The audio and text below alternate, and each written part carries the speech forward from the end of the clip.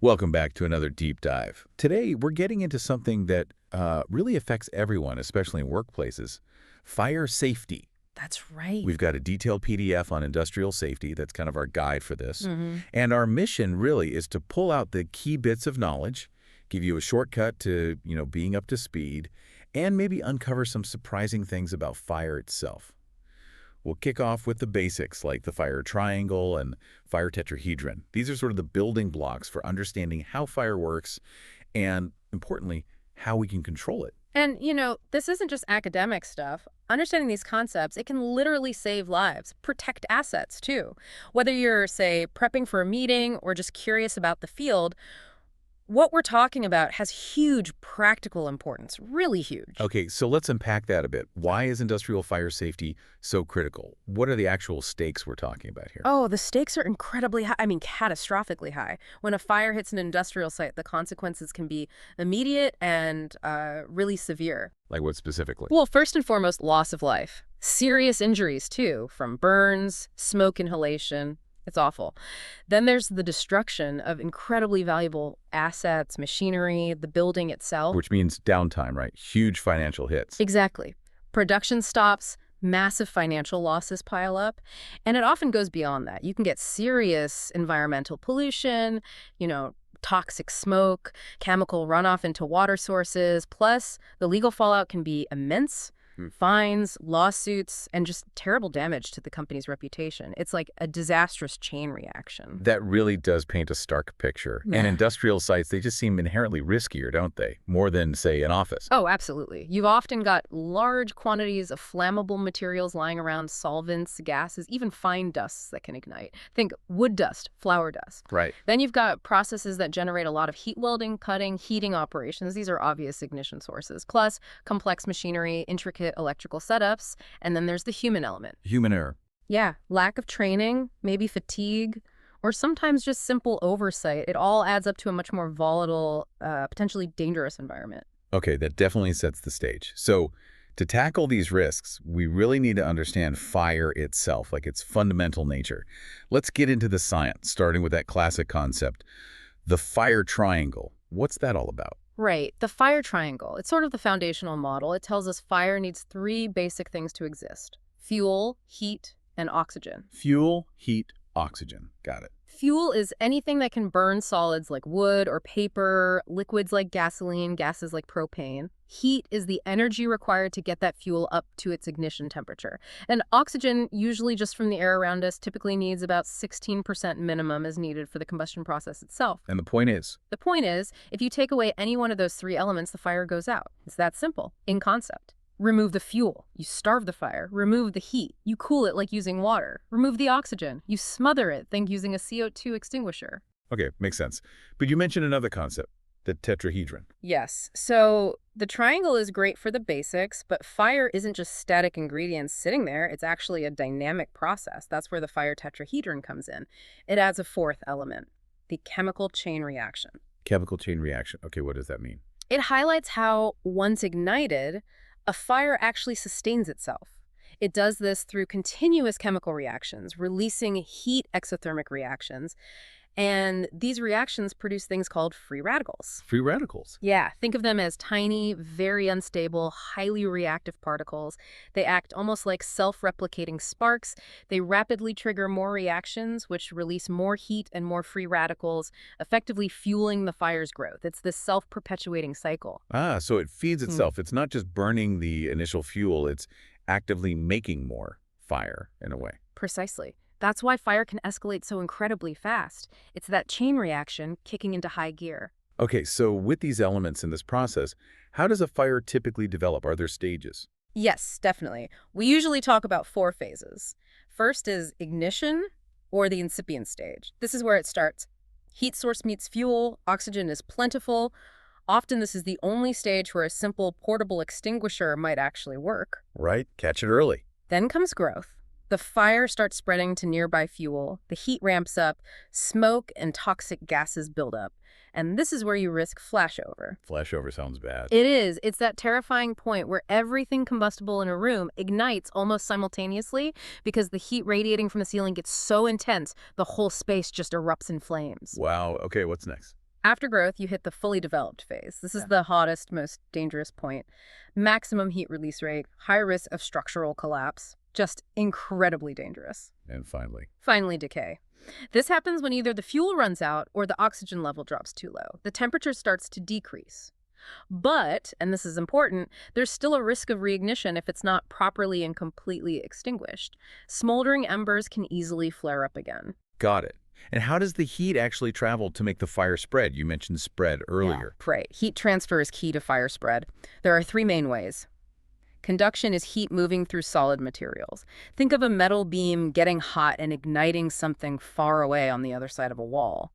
Hidden fires can start this way. Okay. Then there's convection. Heat rises, right? So convection carries hot gases and flames upwards. This is why fire shoots up stairwells or elevator shafts so quickly they act like chimneys. Makes sense. And the third is radiation. This is heat energy traveling through the air as electromagnetic waves. It can heat up objects nearby until they ignite, even if they aren't touching the flames. Think of feeling the heat from a bonfire that's radiation. It can ignite adjacent buildings without any direct contact. Conduction, convection, radiation. Oh. Okay. Now here's something I find really interesting and critical for safety. You said not all fires are the same. So how do we classify them? Why does it matter? Oh, it matters hugely because using the wrong extinguisher can be ineffective or worse, incredibly dangerous. We classify fires based on the type of fuel that's burning. Okay, what are the classes? So Class A is your most common type. Fires involving solid combustibles, things like wood, paper, cloth, plastics, like a typical office fire or a fire in a pile of pallets. Right, solids. Class B involves flammable liquids and gases. Think petrol, paints, solvents, LPG, natural gas, like a fuel tank fire or a leak igniting. Liquids and gases, got it. Class C is specifically for fires involving energized electrical equipment. Live wires, overloaded fuse boxes, motors, transformers. A key thing here is if you cut the power, a Class C fire might become a Class A or B fire, depending on what's burning. But while it's live, it's Class C. Electrical, okay. Class D is more specialized. These are fires involving combustible metals, things like magnesium, aluminum powder, sodium, potassium. You find these risks more in foundries, labs, certain manufacturing processes. They burn incredibly hot and react violently with water. Metals, any others? Yes, Class K, or sometimes called Class F, depending on the standard, is for fires involving cooking oils and fats. Vegetable oils, animal fats, think deep fat fryers in commercial kitchens or food processing plants. Ah, the kitchen fire class. Oh. Okay, and you mentioned standards, they differ slightly. They do. The NFPA standard, common in North America, uses A, B, C, D, and K. The BSEN2 standard, used in Europe and places like Malaysia, uses A, B, C, D, and F. Functionally, K and F are the same. They both cover cooking oils and fats. It's just a labeling difference. Important to know if you see different markings, like maybe in Malaysia where both might be referenced. Good to know. So knowing the class tells you which extinguisher to grab. Exactly. For Class A, water works well. It cools and penetrates. Foam or ABC dry chemical extinguishers are also good. Okay. For Class B, you want something that smothers or interrupts the reaction. Foam is great because it forms a blanket over the liquid, stopping vapors. ABC dry chemical or carbon dioxide, CO2, also work by smothering. And Class C, the electrical ones. Critically, for Class C, you need something non-conductive. So ABC dry chemical or CO2 are the go-to options. Never use water, ever. It conducts electricity, massive electrocution risk. Right. No water on electrical. What about Class D, the metals? Class D needs very specific dry powder extinguishers, not to be confused with dry chemical. And the powder has to be matched to the specific metal burning. Using water or CO2 on these can cause violent explosions. Highly dangerous. Always needs specialist handling. Okay, specialized powders for metals. And Class KF, the cooking oils. Water seems bad there too. Definitely bad. Water hitting burning oil causes it to splatter violently, creating a fireball. For Class KF, you need a wet chemical extinguisher. It uses a potassium-based solution that reacts with the burning fat or oil. It's a process called saponification, basically turns it into a soapy foam layer. This smothers the fire and cools it down. A fire blanket can also work for small pan fires. Saponification. Interesting. So those multi-purpose ABC ones are okay generally, but not for everything? Exactly. ABC extinguishers are good all-rounders for A, B, and C fires, which makes them common, but they are not suitable for Class D metal fires and not the best choice for Class KF cooking oil fires, where wet chemical is specifically designed for the job. That's a really clear breakdown. Okay, so we know the ingredients, the process, the types. Now let's go back to the start. How do these fires actually begin? What are the common ignition sources in, say, an industrial setting? The source lists four main types. Right. Understanding ignition is key to prevention. The first category is electrical sources. This is a big one. Things like short circuits from damaged wiring or insulation failure, overloaded circuits, faulty switches causing sparks, or just equipment overheating motors, cables, transformers, batteries. A simple worn-out power cord could easily spark and ignite nearby paper or dust. Okay, electrical faults. Makes sense. What's next? Mechanical sources. This involves heat generated by machines. Think friction parts rubbing together without enough lubrication can create sparks or just get incredibly hot. Overheating from overuse or blocked cooling vents is another one. Hot surfaces on pumps, engines, bearings, all potential ignition points if flammable materials are nearby. Friction and heat from machines. Got it. Third. Chemical sources. This can be from exothermic reactions, chemicals reacting together and generating heat, especially if incompatible substances are stored improperly. Or spontaneous combustion, some materials can actually self-heat and ignite under the right conditions, like oily rags piled up or certain fertilizers or coal dust. And of course, the release of flammable vapors from solvents, fuels, adhesives. These vapors can travel and find an ignition source far from the leak. Even static electricity can be enough to ignite some vapors. Wow, oily rags can just catch fire on their own. Under the right conditions, yes. Decomposition generates heat, and if it's trapped, say in a pile, the temperature can rise high enough to ignite the oil. It's a real hazard. Okay.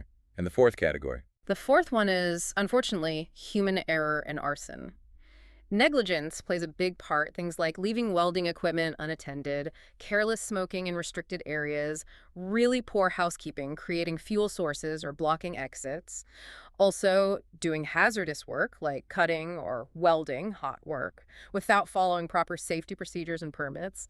And then there's deliberate ignition arson for various motives like vandalism or insurance fraud. So electrical, mechanical, chemical, and human factors. That covers a lot of ground for potential problems. And you can see the prevention strategies linking back to these maintenance for electrical and mechanical, proper storage for chemical, training, and procedures for human error. Exactly. Prevention targets these specific sources. Okay, so a fire starts from one of these sources. How fast can things really get out of control? Let's talk about fire spread and behavior. How quickly does it move? It can be terrifyingly fast. We talk about the speed of fire spread, how quickly the flames move across surfaces or engulf materials. In an open area with fuel, a fire might double in size every 30 to 60 seconds. Every minute. Or even less. Think about that. A small fire, like in a waste bin, can become a room-engulfing blaze in just a couple of minutes if conditions are right. Materials like thin plastics, paper, foams, they spread fire very rapidly. And enclosed spaces trap heat, making everything ignite faster. That delay of even a minute or two in responding can be the difference between a minor incident and a total disaster. That's incredibly fast. What factors influence how quickly it grows? Several key things. Ventilation is huge. More oxygen feeds the fire, making it grow faster. But it's tricky in a confined space. Limited oxygen might slow it down initially, but if a door is opened or a window breaks, the sudden influx of oxygen can cause that rapid flashover we mentioned. Right. The sudden oxygen rush. The type of material burning is obviously critical. Wood burns relatively steadily. Flammable liquids pool and spread. Gases can fill a space quickly. And industrial dust, grain, flour, metal dusts, plastic powders when suspended in air can lead to violent dust explosions, sometimes much more destructive than liquid fires. Dust explosions. Yeah, you hear about those. What else? Pressure. If you have flammable materials under pressure, like in tanks or pipelines, a leak can release vapors explosively, and pressurized gases burn much faster. Ambient conditions matter too. Higher temperatures or lower humidity can make ignition easier. Wind is a big factor outdoors or in large open buildings, directing flames and carrying burning embers. And the building itself. Yes, building layout is crucial. Long corridors, open stairwells, utility shafts, they act like highways for fire and smoke. How well the building is compartmentalized, meaning fire-rated walls and doors to contain a fire within one area, makes a massive difference to slowing spread. Poor compartmentation is a major problem. So putting all that together, the speed, the factors, what does it mean for understanding how a fire actually moves through a building in real time? Well, fire moves via those heat transfer methods we discussed. Yeah. Direct flame contact, radiation igniting things nearby, convection carrying heat and flames upwards, and conduction through materials like steel beams, potentially starting fires in completely different areas, even floors above or below. And the burning stuff itself, does it move? Oh, yes. Burning liquids flow, obviously spreading the fire along the ground or down slopes. Molten materials like burning plastics or even some metals can drip onto lower levels, starting new fires. And maybe the most insidious is flammable vapors, heavier than air vapors, can flow along floors, accumulating in low spots or traveling considerable distances, then finding an ignition source and flashing back to the origin point. Very dangerous. Okay, this is incredibly detailed and maybe a bit sobering, understanding the science and dynamics. But knowledge is power, right? So beyond understanding it, what can actually be done? What are the core prevention and control strategies? How do we stop these fires before they start? Absolutely. Prevention is where the real effort needs to be. The core strategies follow a hierarchy, ideally. First is elimination. If you can completely remove the hazard, that's the best solution. For instance, replacing a process that uses an open flame with one that doesn't, or having strict procedures to remove all flammable waste, like those oily rags, immediately. Get rid of the hazard altogether. Okay. If you can't eliminate. Then you try substitution. Replace a hazardous material or process with a less hazardous one, using water-based paints instead of highly flammable solvent-based ones, for example, or choosing chemicals with higher flash points or lower vapor pressures. Swap it for something safer. Makes sense. What's next? Engineering controls. These are physical changes to the workplace or equipment to reduce risk, often working automatically. Things like installing robust ventilation systems to extract flammable vapors before they build up, putting spark arresters on exhaust pipes, using specially designed explosion-proof electrical fittings in hazardous areas, building fire-rated walls and installing self-closing fire doors to compartmentalize areas. So built-in safety features. Exactly. And this also includes active systems like automatic fire sprinkler systems, foam deluge systems for large liquid hazards, or gas suppression systems like FM200 or CO2 for sensitive areas like server rooms designed to detect and extinguish a fire automatically. Right. Sprinkles and the like. Okay, what else? After engineering controls, you have administrative controls. These are the procedures, policies, and training. Regular mandatory fire safety training, how to use extinguishers, evacuation procedures, specific hazards, clear signage marking exits, fire equipment, hazardous areas.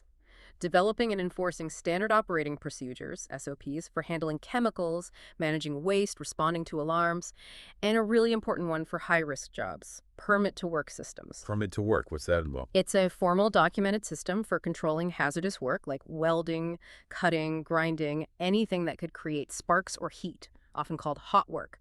Before the work starts, a permit has to be issued, confirming that all safety precautions are in place, the area is checked for flammables, fire watch personnel are assigned if needed, extinguishers are ready. It ensures everyone involved has thought through the risks and controls. So it's a structured way to manage high-risk tasks.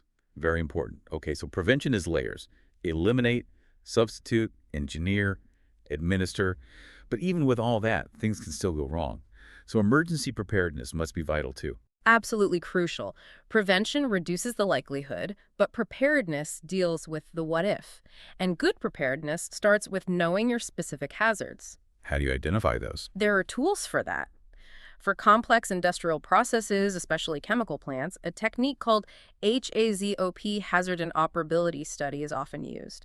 It's a very systematic, team-based way to brainstorm everything that could possibly go wrong. And intense. It can be, but it's very thorough. For more general use, safety checklists are invaluable for routine inspections, checking storage of flammables, extinguisher condition, exit routes clear, electrical wiring okay, hot work procedures followed.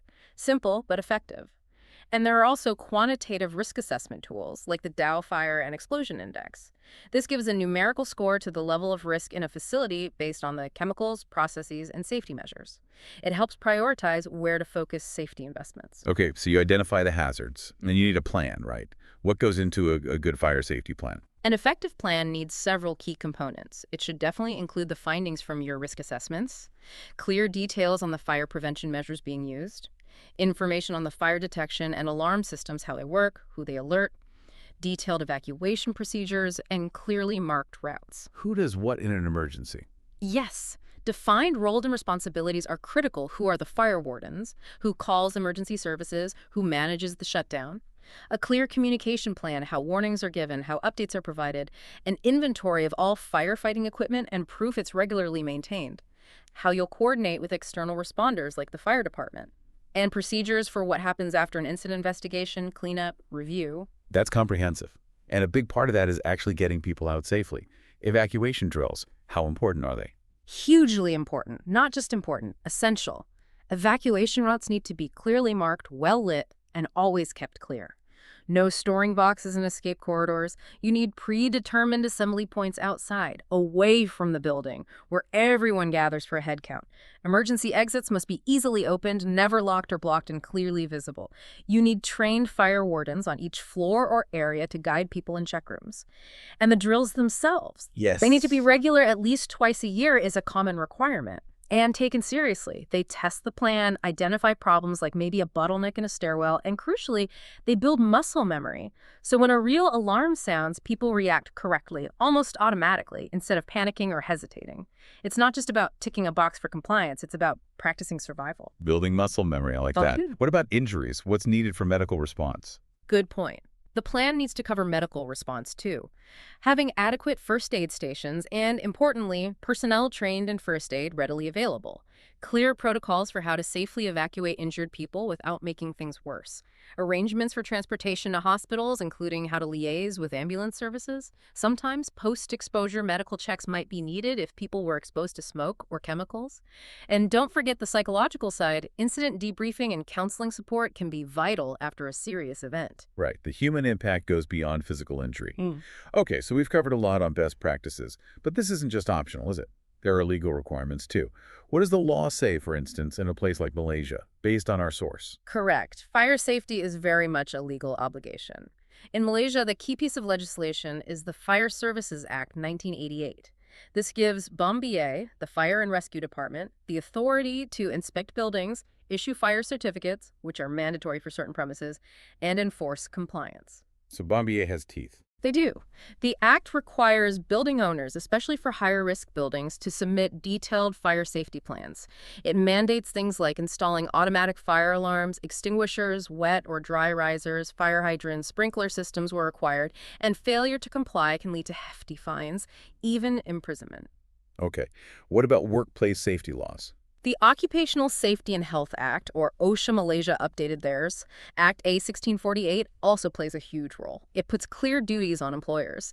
Things like ensuring flammable materials are used and stored safely, providing adequate fire exits, alarms, and firefighting equipment, conducting regular fire drills, training staff, carrying out fire risk assessments, implementing preventive measures based on those assessments, maintaining all the safety equipment. The list is quite extensive. And what about employees? Do they have legal duties, too? Yes, OSHA includes employee responsibilities as well.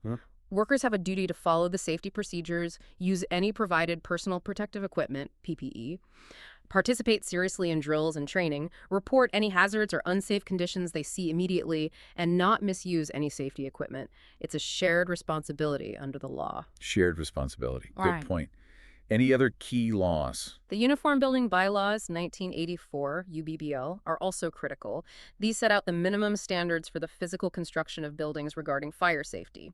They cover requirements for fire-resistant materials in walls and doors, minimum number and width of escape routes and exits, placement standards for alarms and hydrants, specifications for emergency lighting and exit signs, and ensuring adequate access for fire engines and things like protected escape staircases. So the law impacts the building design itself. Wow. Okay, so we've gone from the basic science, the triangle, the tetrahedron, how fire grows and spreads through classifying fires, identifying ignition sources, looking at prevention and control, emergency preparedness, and now the legal framework. That's a massive amount of ground. It really is. But if we try and pull it all together, thinking beyond just the rules and regulations, what does it really mean to be truly fire safe? Is it just about compliance? That's a great question to end on. And no, it's definitely not just about compliance, about ticking boxes. That leads to the idea of a proactive fire safety A culture. safety culture. What does that look like? It's more than just having policies on a shelf. It's a shared mindset, a shared value that runs through the entire organization, from top management down to every single worker. It's about people actively thinking about fire risks in their daily work, anticipating potential problems, feeling empowered to speak up about hazards, and taking prevention seriously as part of their job, not just something the safety officer worries about. It's moving from reacting after something happens to proactively preventing it from happening in the first place. How does an organization get there? From just compliance to really embedding it. It takes commitment, strong leadership, visibly championing safety, investing in training and equipment, encouraging reporting, learning from near misses, making safety a core part of how business is done. It's a continuous effort. And the payoff for building that culture. Oh, the benefits are huge. Most importantly, it prevents loss of life and injuries because hazards get spotted and fixed early. It protects the company's assets, equipment, buildings, data ensuring business continuity, avoiding that catastrophic downtime. It drastically reduces the legal and financial risks, fewer fines, lawsuits, lower insurance premiums, and a much better reputation. And for the people working there. It builds trust and confidence. Employees feel safer, they know what to do, they feel valued because their well-being is clearly a priority. It makes emergency preparedness much more effective because everyone is engaged and practiced. Ultimately, it makes safety a collective responsibility, a shared success. It's just a fundamentally stronger, more resilient way to operate. From compliance to culture. A powerful idea. Well, we have certainly covered a vast landscape today. The science, the risks, the solutions, the laws, the culture. Our goal was to give you that deep dive, that shortcut to really understanding the core elements of industrial fire safety. So here's a final thought for you to take away. As you go about your day, maybe at work tomorrow or even thinking about your home, what fire safety aspects in your environment might be sort of silently waiting for attention? Is there one simple change, maybe inspired by something we discussed today, that you could make to foster a more proactive approach to safety for yourself and the people around you? Thank you so much for joining us on this deep dive. We hope you found it valuable, and we encourage you to keep exploring and stay safe.